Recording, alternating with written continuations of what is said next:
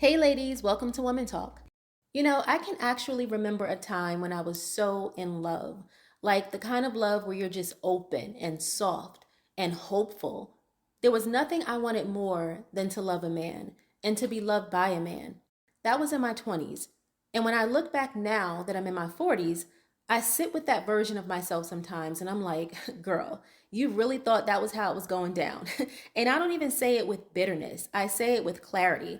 Because now, as a woman in my 40s who understands men way more than I did back then, I've realized something very simple. Women are not too independent. Women are not too masculine. Women are worn the F out.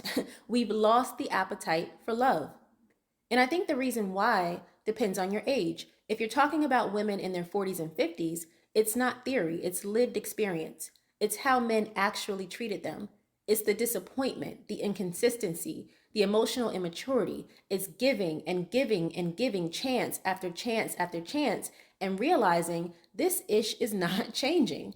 Now, if you're talking about women in their 20s and 30s, they didn't even need to go through it themselves. They watched, they listened, they studied what happened to the women before them. And now they're like, yeah, I'm good. And on top of that, they have options.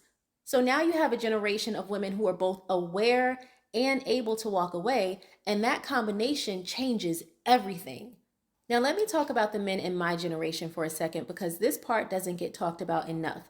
And I'm not talking about all men, I'm talking about a large population of men that this does apply to. Men who were born roughly between 1965 and 1985, they were raised on a very specific blueprint. They watched their fathers, they watched their uncles and their cousins, and what they saw was this: marriage was something to avoid early on. They were told, enjoy your 20s, enjoy your 30s, play the field now, and settle down later. There'll be plenty of women waiting for you. So they sold it as a dream to look forward to. So these men were watching men juggle multiple women, women cooking for them, women letting them stay over, accepting low effort, minimal phone calls, inconsistent time, halfway commitment. And the men around them made it look normal, even successful. So naturally, they followed the same script. Why wouldn't they? This is what they were taught works.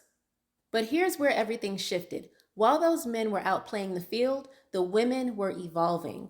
Those same women were going to school, climbing corporate ladders, starting businesses. They were building lives, building independence, building options.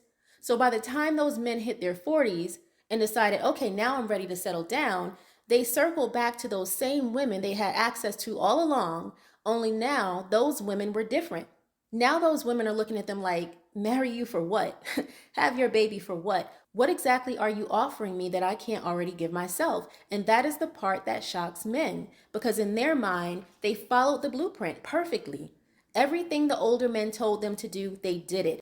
Everything the culture reinforced, they believed it. Even the music. Rappers told them, have multiple women, and the one you finally choose, she should feel lucky.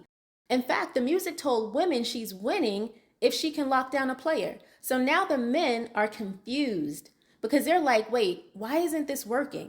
Why isn't there a woman who just wants to be my wife and take care of me and ride this out until the end? And the answer is simple. While you were learning how to delay commitment, the women were learning how to live without it. And once a woman learns how to be at peace alone, you can't sell her struggle anymore. You can't sell her confusion. You can't sell her inconsistency. You can't sell her potential. And that's really what this comes down to. It's not that women don't want love. It's that women don't want that version of love anymore. After all we've been through, it feels like being forced to eat when you're already full. Taking another bite feels nauseating and your body is telling you no more. And until there's a shift in what's being offered, you're going to keep seeing more and more women say, I'd rather just be single. Hey ladies, quick pause for a second. Did you know I actually created a space for us to connect outside of the comments? Because let's be real, a lot of us are bonding under these videos, sharing stories, agreeing, laughing, and sometimes you're thinking, I wish I could actually meet women like this in real life. That's exactly why I created Pink Filters. It's a community just for women where we can talk freely about whatever we want. And there's even a built-in friend matching feature if you're looking to build your sisterhood or meet new friends who actually get you. So if you've been craving deeper connections, this is your place. Go check out pink-filters.com and I'll put the link up at the end of the video.